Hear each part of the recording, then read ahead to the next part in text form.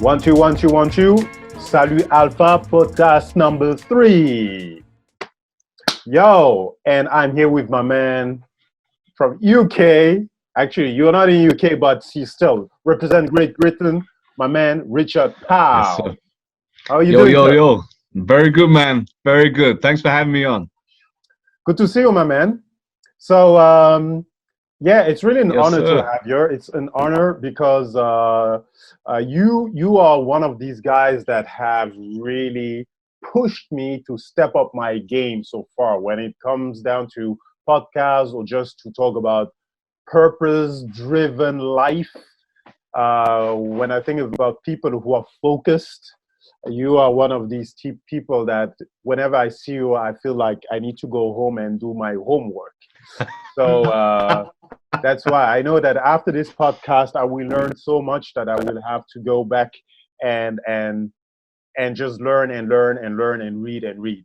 So yeah, I really want to thank you for that because when I saw you starting your podcast, I was like, oh snap, I need to get it going right now. And yes, so here we are. It's 2020. People are stuck, locked down. Some are in panic. Some are don't know what's going on. Some are just like, well, I don't care. Life is going on. Some are just worried about food. And there are those people who are just focused on, building something and investing in the future because somehow you Right. need to leave something behind you. There's a legacy, right? And I like to Very have true. conversation with people who think on what they are going to leave behind, even if they are not there anymore. So that's what we are doing right now. So when people are wondering, oh, why are you just focusing on being creative? It's basically not just for yourself, but also what's coming after you. So yeah, thank you for being here, my man. Great Thank Britain. you. Yes, sir. It's so true. And from what I see, there are three types of people. There are the people who are burying their head in the sand right now, like the ostrich thinkers, like, oh, nothing's going on. Oh, this is all just made up by the media, and they stick their head in the sand and they don't do the washing hands. They're not looking after themselves and they're pretending nothing's going on. And then we have the people who are in grave panic. They're in panic mode. Life and civilization as we know it is coming to an end. And as you said, then we have the people who analyze. We've got the analyzers who are like, okay, and especially this goes out to especially the entrepreneurs out there who are maybe starting business or already in business. They either go downhill or they make this pivot where they realize they must now become creators of their own destiny in the sense of we can't do the things as we did before. So now we must make changes and still go forward. So Mm-hmm. that's very powerful. Very Right, powerful. right on, right on. I'm sorry if the signal is sometimes choppy. We will just try to make sure that we just keep the conversation going. And for the audience out there, sorry, excusez-nous if there's some problems, but that's how it is. First of all, I would like you to introduce yourself. Just tell me who you are, what you are doing, and then we can go back into your history just to let us know where you come from and what's your life story actually. Absolutely. Well, my name is, as we said at the start, my name is Richard Pow. I am an activational speaker because it's slightly different from a motivational speaker. I'm not just promoting motivation. I'm actively giving you tools you can actually put into your life and activate immediately.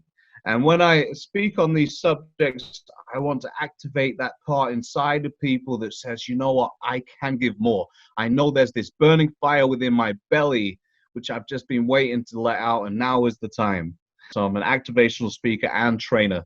I run a YouTube channel called Richard Pow, and I also do a podcast called Pow the Podcast. When do your doubters come to life? Hey, welcome back to Pow the Podcast.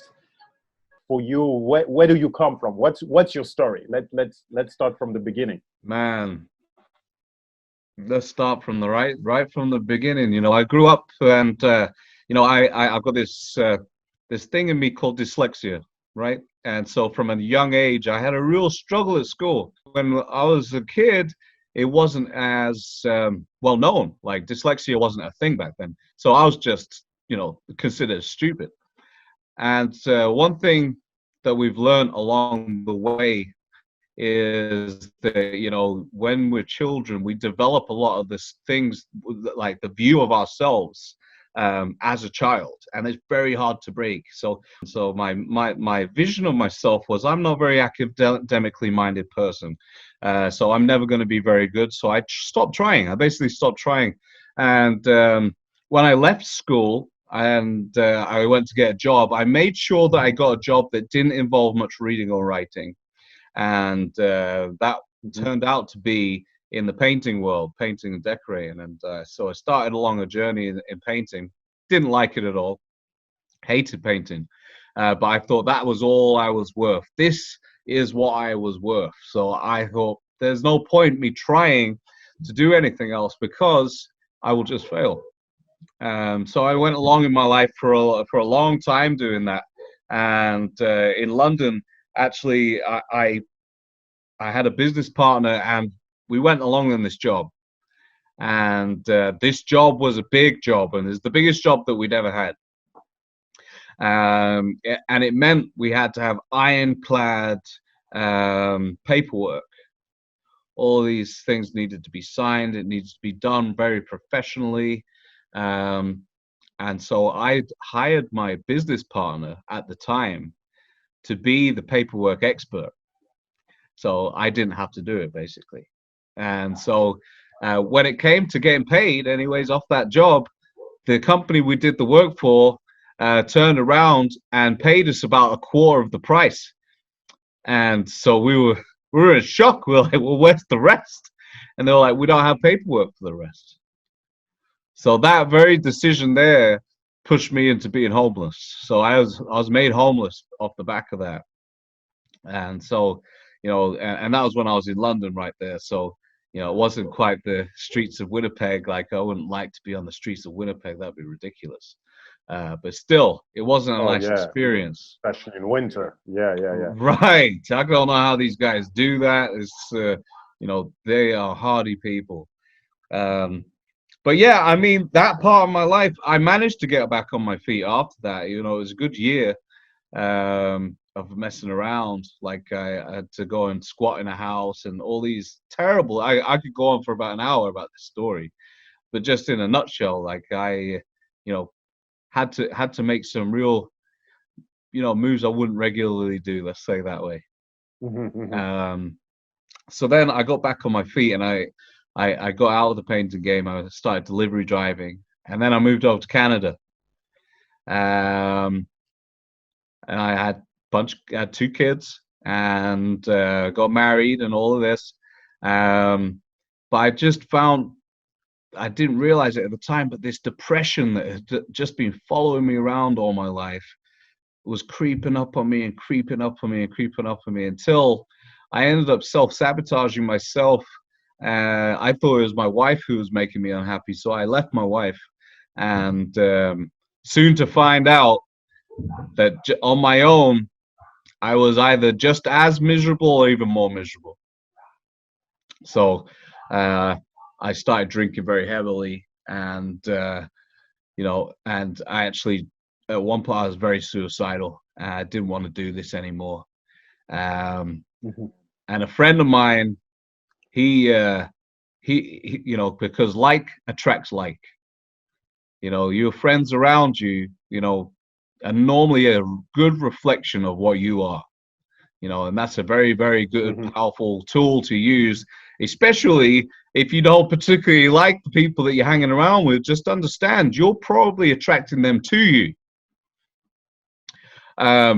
So anyways, not to say that they're bad people, but they're same mindset. Anyways, so my friend was going through the same depression, and unfortunately he had a gun, and he ended up taking his own life, and that hit me very, very hard. Right. Wow. Right. So that was a crazy time in the, we had his funeral, And very, very shortly after that, I developed this lump inside my body, and the doctors couldn't really tell me what it was. They weren't sure if it was cancer or if it whatever it was. They're taking biopsies of it, and it took me out. I couldn't work any longer, and so it took me out the game. I was laid up. I was so depressed, and I was like, okay, like this is it. This is the end. Like my life's been terrible. And my life mantra used to be, life is shit and then you die. I used to tell myself this on a daily basis, that this life was shit and then you die. That's it. You know, it's all a dream watching these kids on TV and all of this type of things. But for me, that reality was never going to be good. Anyway, so I had to move back in with my mother at the time. And I was in the basement, and I remember I was having these sleepless nights, and every night I'd have this recurring dream. And basically it was you remember that movie Pulp Fiction? Yeah. Right. So the scene out of Pulp Fiction where the two gangsters, Samuel Jackson and John Travolta, turn up at that apartment building where those kids had stolen something from their boss. And there's a bit at the end where Samuel Jackson starts talking from the quote-unquote Bible, because it's not a real quote from the Bible, but it's the Hollywood Bible, right? There is a quote which is similar to that, but it's not verbatim. Anyways, I think it's like Ezekiel 25:17, the right path for the righteous man is set on both sides by the something about evil men. Blessed is he who shepherds the weak through the valley of darkness, because he is truly his brother's keeper and the finder of lost children.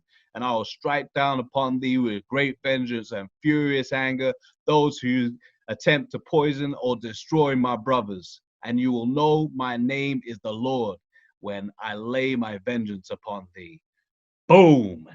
Anyways, when I was in the dream, and I was the guy sat in the chair, and Samuel Jackson was reading that stuff to me.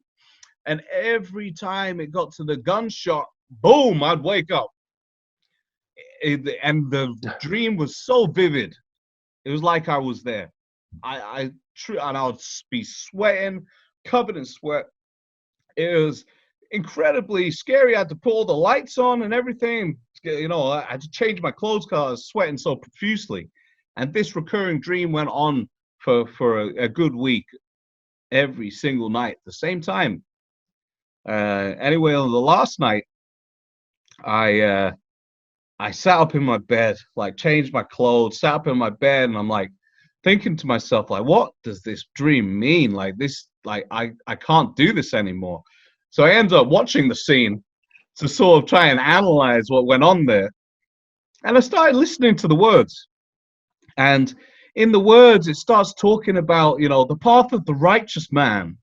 And, you know, he shepherds the weak through the valley of darkness. And I was sat in the darkness for sure, but I wasn't shepherding anybody. I wasn't a righteous man at that point in my life. And I almost took it as this is a message from, you know, a higher power telling me I'm in this world for a purpose. And if I don't sort myself out, you know, he's going to lay his vengeance upon me because I haven't executed on what I'm meant to be here for. So from that moment on, I stopped drinking, stopped going out late nights, you know, stopped hanging around with people who were, you know, were going to tempt me into doing things. And this isn't, by the way, this isn't to demonize anybody, like, because most of the people hanging around with, they were very good people. But, you know, if you want to change anything drastically in your life, you must change the things that are around you. So I had to take them out. And yeah, and it's important what you mentioned here, because sometimes, and we hear it very often, you know, you need, as you say, it's not the people, it's the environment you find yourself with, where if you will find the people according to the environment you live in. So you know, you have people who like, oh, you know, I don't want to touch women anymore, or I don't want to be, but well, stop going to the strip club.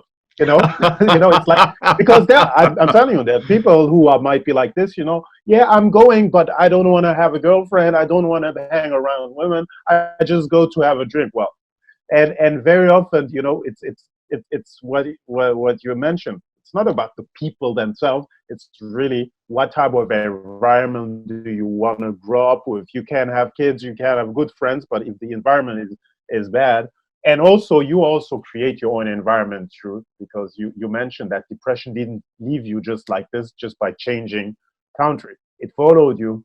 It's something that you carry within you, and It's that's interesting. just like your shadow, right? Just like your Yeah. shadow, it goes everywhere. And Wow. that's funny that you mentioned that because I hear this off people all the time. Oh, if I could just move away and have a clean start, everything would change. Well, I'm afraid, I'm sure there's exceptions to this, but for the most part, you take you with you. And so I remember thinking, you know what, if I go to a different place, I'm going to get new friends who want to do new things and blah, blah, blah, blah.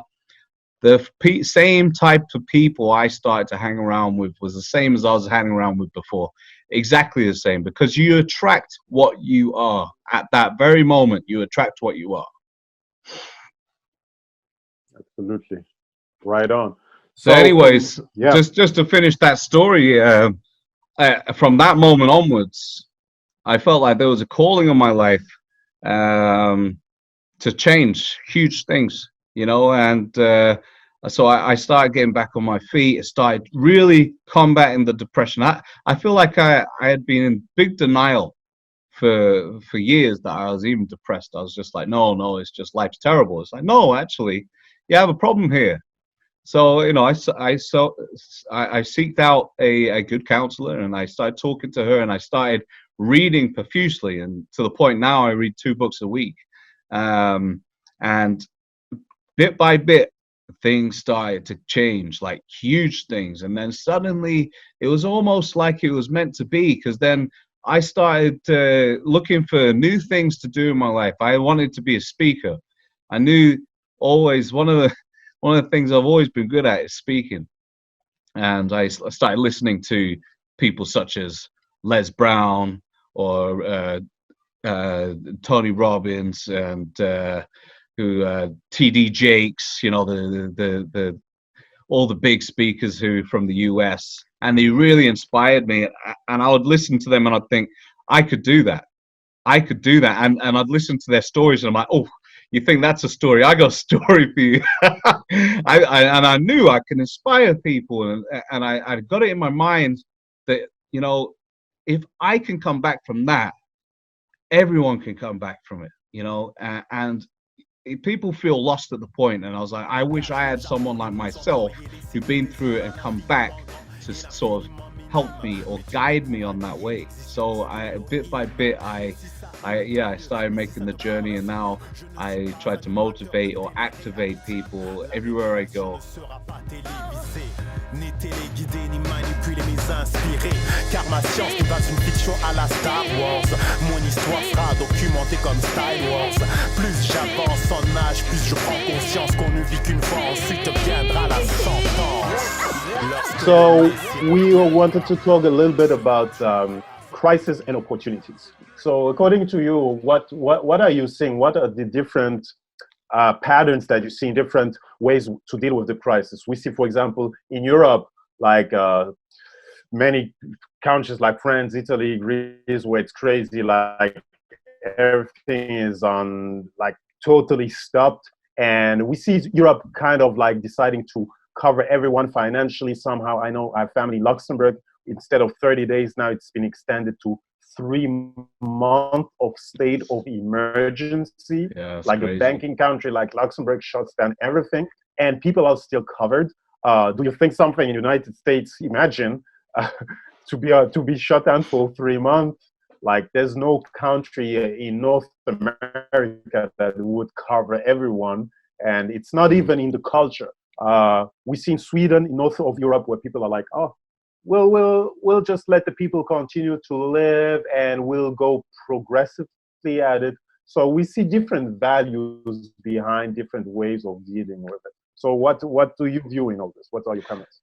I mean, it's very hard to tell, isn't it? You know, because we're all in it's uncharted waters, you know, Yeah. and really and truly, you know, the best indicator of what works is what's worked before. You know, say for instance, when before it started hitting in Canada, we should have really got really on top of like how's it been working in Asia. You know, how have they got it locked down, and made sure that we had it ironclad. You know, before that, because you know, governments are slow.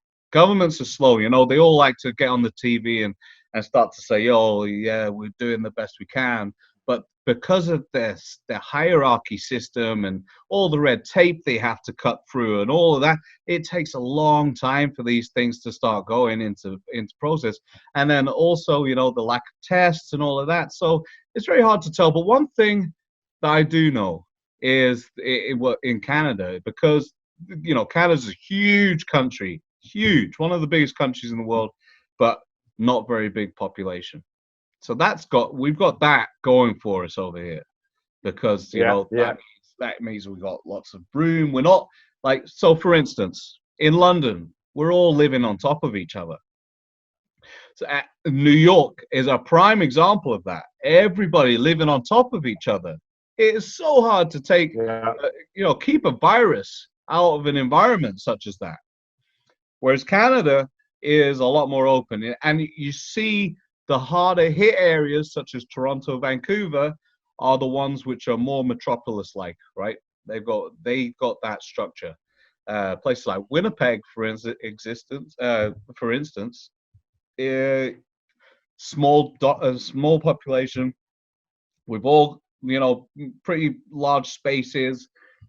Again, yeah, Winnipeg's not a huge, you know, nobody's traveling to Winnipeg yeah, for the yeah. holidays. And if you do, So you're that's crazy. the advantage now. Dying in Europe, and people were like desperate. We were kind of still, especially here in Manitoba, we were kind of looking at this. People were still going to their office, doing some work, but keeping some social distance.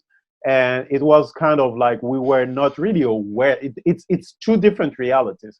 Right. Again, when I call my family in Europe, it's like it's a totally other reality. Like people are not, in some places, people are not allowed to step out of the house door. And if you do, you need to get permission from the government. So it looks like a war zone. And if Right. you don't have your specific paper, you get a ticket, or you might end up in jail for breaking the quarantine. And it's Right. yeah, it's just yeah, it's another reality. And I think in Canada we should learn from what we see. It explains also Canada has been kind of a very slow-paced country, so we've always been. It's because we are up north there. I don't know that it maybe the people forgot us or something, but we kind of been like very slow in a lot of things.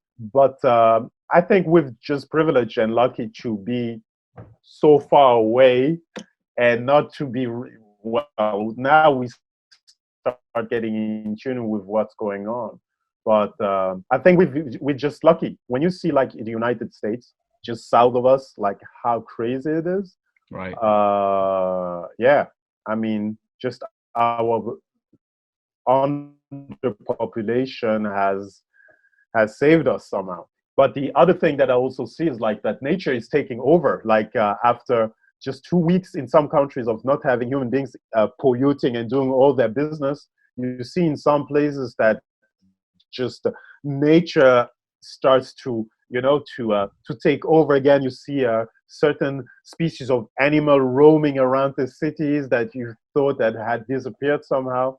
And so basically this thing might be good for the environment to not always have human beings interacting with nature. Without a doubt.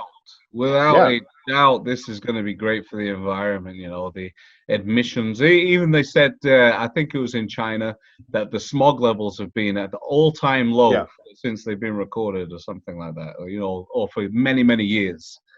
Yeah, it should help us. Actually, the thing we should take our learn every lesson possible after this. You know, we don't know how long. Again, we're on an uncharted water, but there's already so many lessons we can take. If it is for the Right. environment, if it is for so many things, there are things we didn't do, politics, etc., that we are now able to do within a couple of days just because of that crisis. So for sure, we need to learn. And I'm happy just to see Winnipeg clean. Like Winnipeg is much cleaner. I used to complain to my wife, oh, it's so much dirt in the garbage, etc.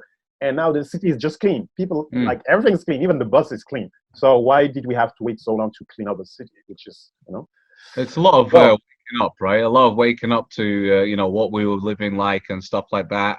Again, like, this goes to show, and this can be in any area of our lives or us as a group of human beings, is that there's always a teaching in every single situation, be it negative or positive.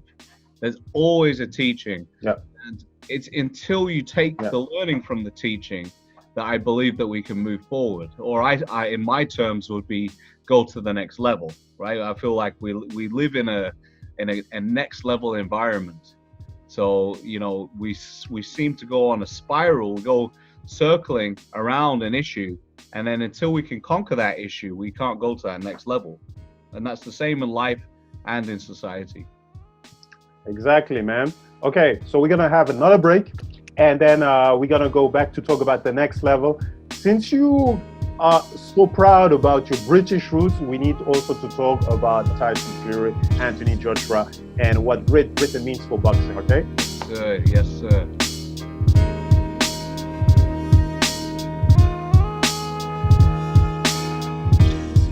That Tyson Fury, man, he's an inspiration to all. Again, I relate to him so much because of his battle with depression and then his fight back. And, you know, what I've seen from him was what I like to call the alignment process. Mm-hmm. And this is where I get a little spiritual. And because he's a very spiritual type of guy, you know, he believes in God, and, you know, he's very, very, you know, down the line with that and very out forth with that. And once he aligned back with what he truly saw as his purpose, it was more than just, I want to be the heavyweight title holder of the world. I am going to deliver a story of hope to the masses for people who have gone through this and don't know what to do now. And he's like, if a big man like me can go through this and come back, you know, anybody can do it. You know, it doesn't just affect weak people. It also affects the heavyweight champion of the world. He's a big, strong man, beat up some of the hardest men in the world. So he delivers this story, and honestly, man, it's had me in tears at points. But I'm like, wow, I felt that way. I remember that, and I feel like I'm trying to do the same thing as what he is, as far as deliver a message of, you know what, you can come back and you can thrive once you come back. Yeah, it's like the real. Yeah, it's like literally, it's like the real Rocky Balboa story, like, right? It's the real Rocky story. But the thing with and the thing with he even Tyson, fought the Russian, eh? Yeah, and that's exactly what it is. You see? Yeah. I still prefer even Drago to Klitschko. Yeah. And Deontay Wilder could be Mr. T, right? Right.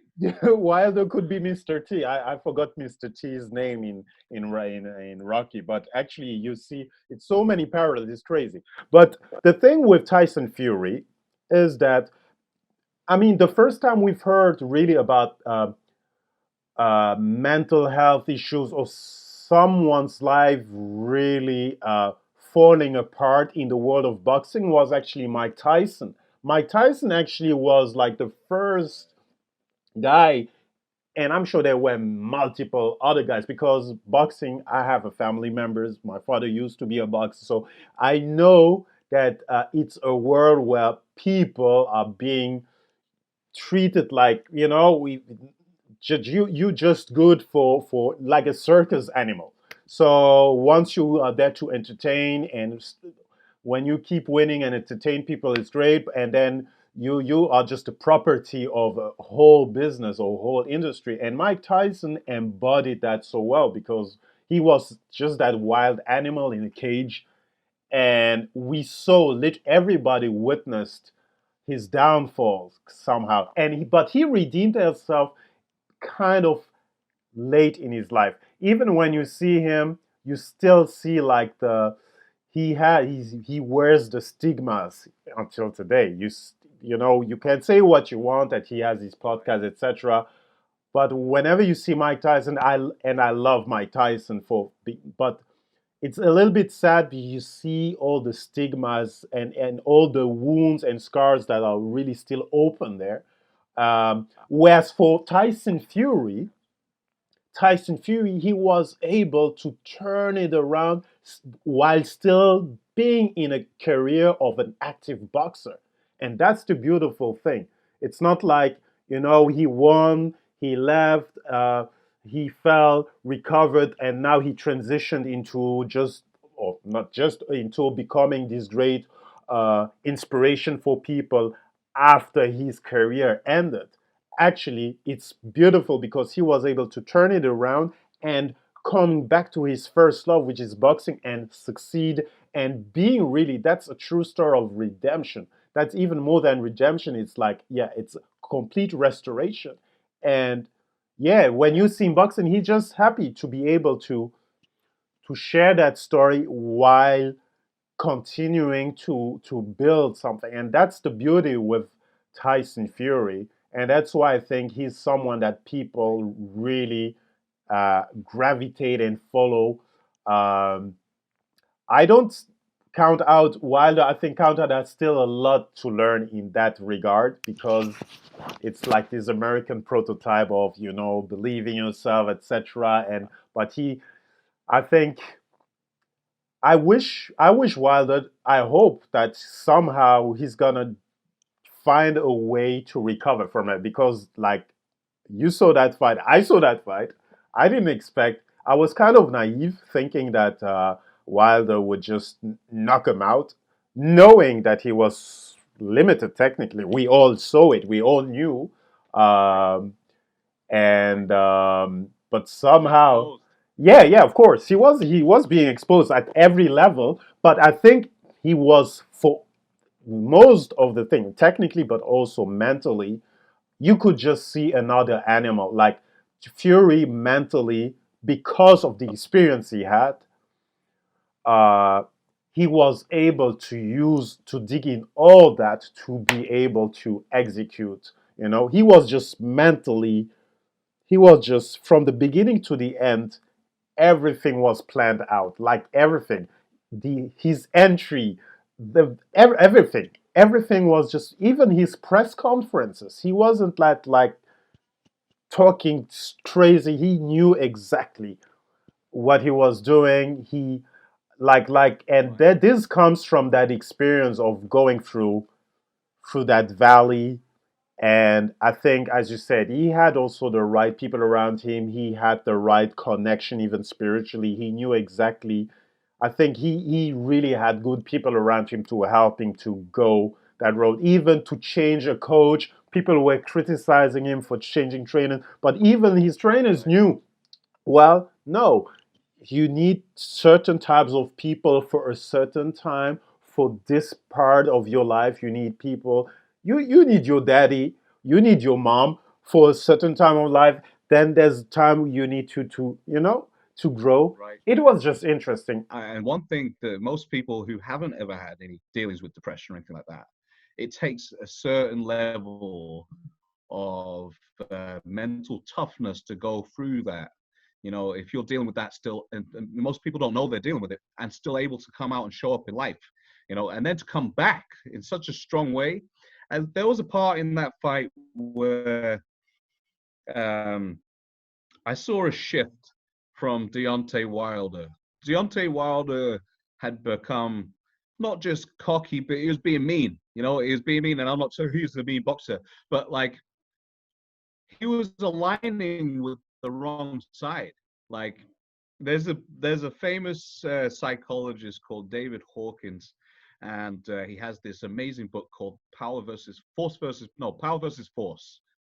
And throughout the book, it shows the difference between power and force. When you force things, you know, that strength runs out. But when you align with the power, then you can do all things.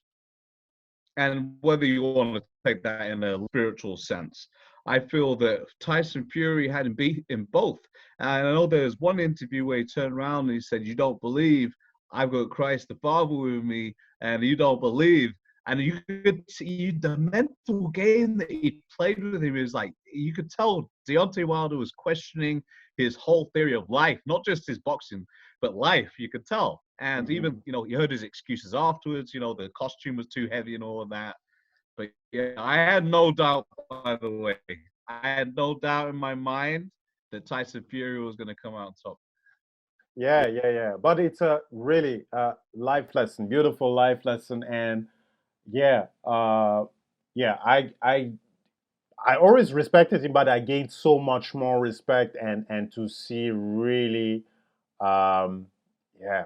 I just look forward to what's coming next because we see Anthony Joshua, and I think now Anthony Joshua is kind of the guy who we are looking at to see, okay, what is he really made of? I mean, the Right. Andy Ruiz fight, I guess, was more like kind of mistake. He corrected it, but it wasn't like you still don't know really It what. wasn't convincing. No, and No, that's the thing. it That's wasn't the a thing. convincing win. He took him the distance. He didn't, you know. Yeah, I truly believe this is Tyson Fury's time. Honestly, and for this story and everything, this is just the, if he can beat AJ now, this is the cherry on the cake, the icing on the cake, whatever you want to call it. but it's gonna be amazing. I just hope that we're gonna see that fight probably, well, not this year obviously, but hopefully next year that we'll be able to see like a real clash of titans. Like you see, I'm a historian of boxing. I love especially heavyweight, but the last time we've been seeing like great heavyweight boxing was like in the times of Lennox Lewis or Mike Tyson, and then before that you have to go back to Ali, but even not even the Ali Foreman fight, because people always talk about the Muhammad Ali Foreman fight, Rumble in the Jungle, which was great, but the fight of the century, for those who know the history of heavyweight boxing, is the Joe Frazier Ali fight in 1971. That was like the super fight because two undefeated champion, uh, still at their prime. I think Ali was 30. Oh, he came back from that forced retirement, but he was in his prime, like early 70s. So he was still fast enough to be this flashy guy.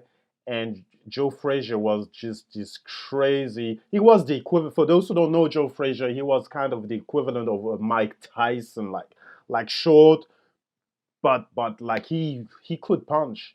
And so to see now, especially now, Great Britain having all the belts and two great heavyweight champions now. I think Joshua, the pressure is on Anthony Joshua. He needs, first of all, he needs to accept the fight. There's no tiptoeing. No, he needs to do this. Okay, man. We got a couple more minutes, but I just want to talk about music. I know that you've been in music. That's something you don't want to mention, but uh, how long have you been in Winnipeg now? And when did you arrive in Winnipeg?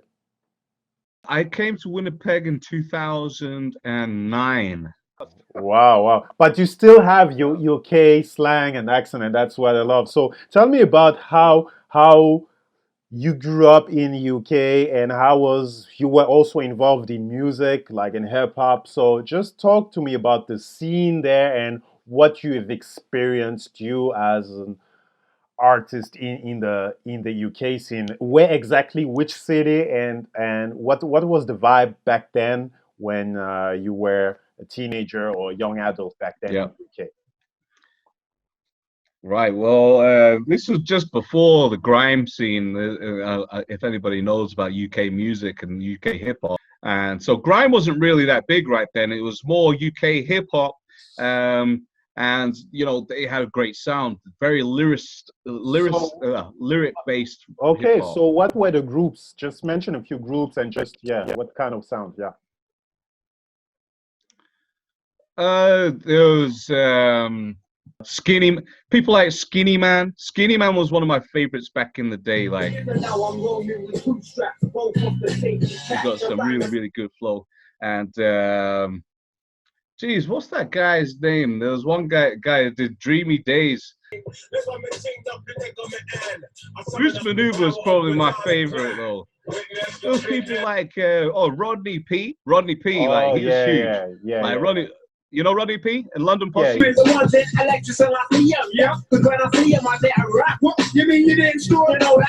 Yeah, no, that's old school. London Posse. I remember there was a group called Gunshot. Wow. And then all Gigs and all them lot, they came out later on. I see. But yeah, Bruce Maneuver was probably my favorite though. Black Twang was a good one. I see. Yeah. Oh, do you remember The Streets? The Streets Yes. with Mike Skinner. If you like smart lyrics, not just gangster stuff, but actual lyrics that, you know, make you think. These guys, they come up with some of the best stuff. And yeah, we used to run a night called The Block Party. And we used to do this night like once every 2 weeks or something like that. And I was the MC. Also, I was involved in, you know, when the new metal came out, a bunch of my friends, they were into the heavy metal music. And they were like, oh, they remember this one song with Method Man.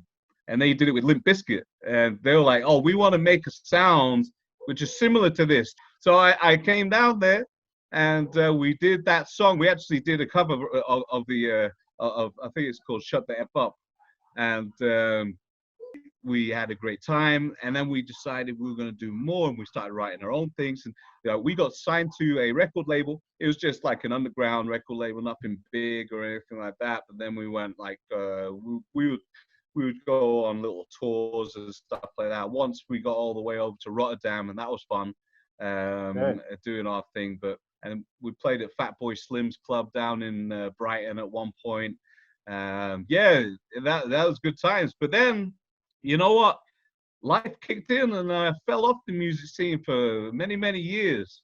And actually, just after I had those dreams I was talking about earlier, that's when I suddenly realized that, you know, I used to love doing my music, and I got right back into it because I wanted to deliver a message with my music. But the only reason I went more towards the motivational speaking is that I was doing gigs, and one thing I did realize was, you know, most people are there to have a good time. They're not listening to get shook or to get moved into changing their lives. I remember this one gig that I was doing, the last one I did in Winnipeg, Manitoba.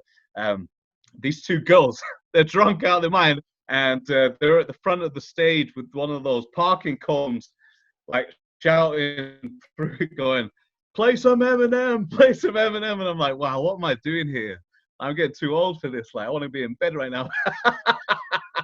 What are you talking about? The one where you were DJing? We're not Right. going to mention an event, but is what I think it is? Right. Yeah. No, that's the exact event. You're right. Did I speak to you about that? No, but I know. I think I can imagine, because here I've been going out to some places and I know exactly the experience. And I think, yeah, it's crazy because you see the need, and that's exactly what I felt. You know, I've been doing many shows here, there, and I've seen people with, you know, you feel like at the same time you are not supposed, you think, oh, I'm not supposed to help everyone, but at the same time you feel for people. When you see people in your audience who are just messed up or on drugs or whatever, and you will feel like, I'm not just here for them to have a good time, when I see that after that, you know, they go home back into their depression, whatever. So somehow on the long run, you feel like there's maybe something more, because you put so much into your music, so much messaging, especially Me even more. I'm francophone. Some people don't even understand half of what I'm saying, expects for the French people. So you need to find a way to still engage people. And so having these new platforms, having different waves of spreading the message that you want to spread is really important. Again, to tell a story people can relate to, whether it's in sports, podcast, music, whatever. Let's go one more thing to say just before we go. And this is for any of the listeners out there. And, this is just through what I've learned in life, is that no matter what you've been through and the things that have happened in the past, that isn't a reflection of what you are. The reflection of what you are is what's in your heart. So you can take those things that you deem as failures and you can say to yourself, like, I am a failure, or you can use them to teach others behind you and bring everyone forward. And I truly believe that any human being who makes this choice, beautiful things await for them. Amen. Thank you, man. So we are going to make sure that we'll have your website on our platform also. So just remind us where can we hear your podcast, and how often are you doing this series of podcasts? Well, I have I do a podcast once a week at the moment. I'll probably step that up as I get going, but they release every Wednesday at 6 p.m. And you can find them either in video version on YouTube at Richard Pow, or you can go to Spreaker and put in Pow the podcast. Okay, right on. We'll follow you. And again, we stay in touch, stay connected, take care of yourself, take care of your family. God bless you, my friend. And see you next time, okay? Yes, sir. Take care of yourself, man. Salut. Salut.